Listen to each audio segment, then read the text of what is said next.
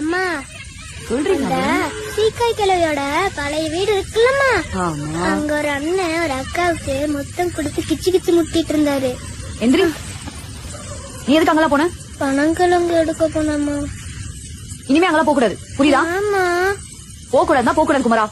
அவங்க என்ன பண்ணிட்டு இருந்தாங்க? எந்திரி, உள்ள போய் படுப்போ, பனி பொழியுதுல. என்ன பண்ணிட்டு இருந்தாங்க?